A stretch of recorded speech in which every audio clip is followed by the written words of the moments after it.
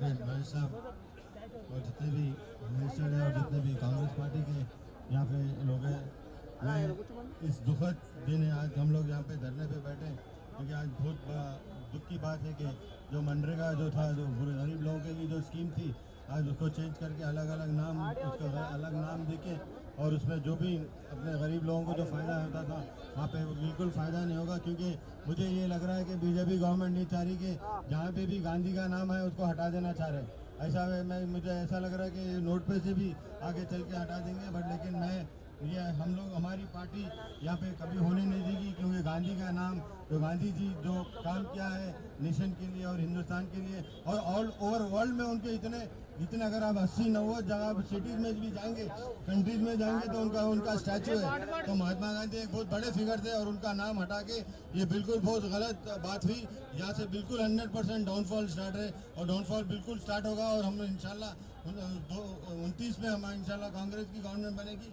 और हम जो यहाँ पे जो आज धरना करने बैठे हैं, आप लोग सब देखिए, बहुत मंत्री लोग भी है और जितने आपके कार्यकर्ता भी और यूथ कांग्रेस के, जो कि मैं आप जोर से हम लोग यहाँ पे धरना करें और ये पूरे हिंदुस्तान में यहाँ से एक मैसेज जाना चाहिए कि गांधी जी एक सबसे बड़े लीडर थे और कभी भी रहेंगे जब तक दुनिया कायम है, उनका नाम रहेगा। तो उन लोग ने आज जो गांधी जी को जो उन लोग ने जो उनकी इज्जत जो निकाली, आज वो निकाल के जो स्टीम हटा के, ये बिल्कुल बहुत बेहुरमती और बेहद गलत इज्जत है। हम इसकी पूरी अपोज करते हैं, हमारे जितने भी लोग यहाँ पे हम लोग पूरा अपोज करते हैं और हम धरना दे रहे हैं। इंशाल्लाह हम कोशिश करेंगे कि हम फिर से हमारी गवर्नमेंट आएगी 2029 में, तो हम ये नाम फिर मनरेगा फिर से वापस लाएंगे। बहुत बहुत शुक्रिया।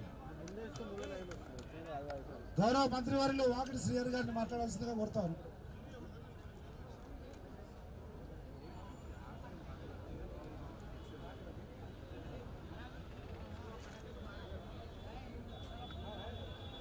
సభా అధ్యక్షులు అన్న మహేషన్న గారు, సమాచార మంత్రివర్యులు జూపల్లి గారు, అజరుద్దీన్ గారు, ఏసీసీ కార్యదర్శి సంపతన్న గారు, మా శాసనసభ్యులు వారు, మిగతా అన్ని జిమ్స్ కి వచ్చిన పెద్దలు, మహిళా, యూత్, పెద్ద కాంగ్రెస్ అందరు కాంగ్రెస్ నమస్కారం తెలియజేస్తూ, దయచేసి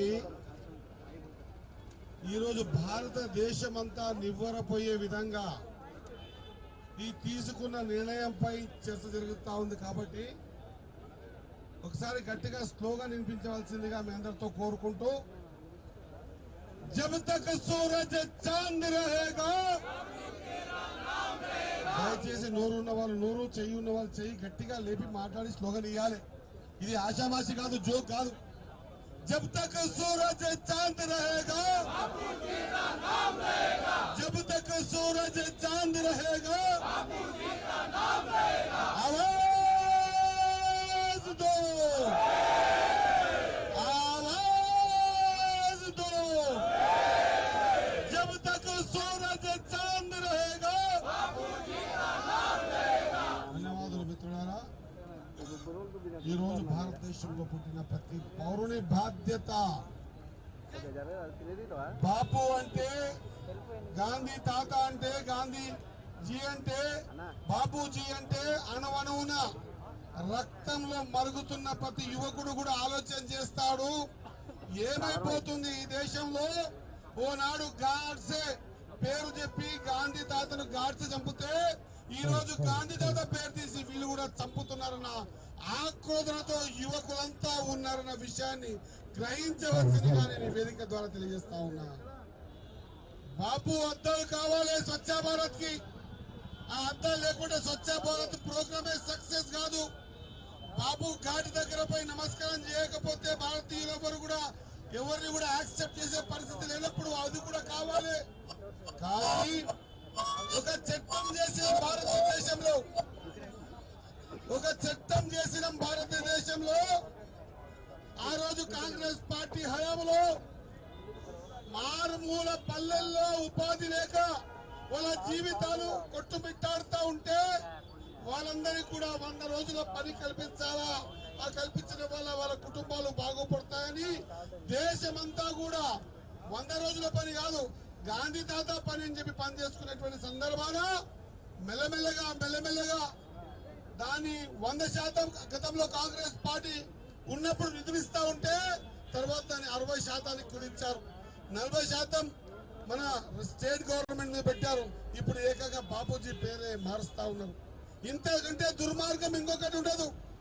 మీరు అనుకుంటుండొచ్చు బాబు అంటే ఒక వ్యక్తికో ఒక పార్టీకో కాదు, ఈ దేశంలో పుట్టినటువంటి 140 కోట్ల జనాల గుండె తప్పుడు బాపూజీ అన్న విషయాన్ని మర్చిపోవద్దని తెలియజేస్తా ఉన్నా. ఒక్కసారి గుర్తుపెట్టుకోవాలి. సామెత అంటారు ఏమని, జబ్ గీదర్ కి మోతాజ్ దియో తో షేర్ కి तरफ भागती कहते। इनका भी मौत आने का टाइम नजदीक आ गया, इसलिए बापूजी के नाम से लगा लिए। खबरदार याद रखना, अगर बापूजी का नाम अगर उपाधि हम इसे निकाले तो हर नौजवान, हर बुढ़ा, हर बच्चा आके कदम मिला लेके, जब तक आपको नहीं उतारे तक हम कुछ सोचेंगे नहीं, पीछे कदम हटेंगे नहीं। ఈ విషయం గుర్తుపెట్టుకొని నడవాల్సిందిగా కోరుకుంటూ 100% బాపూజీ ప్రతి రక్తపు బొట్టులో ఉన్నాడు. ఈ భారతదేశంలో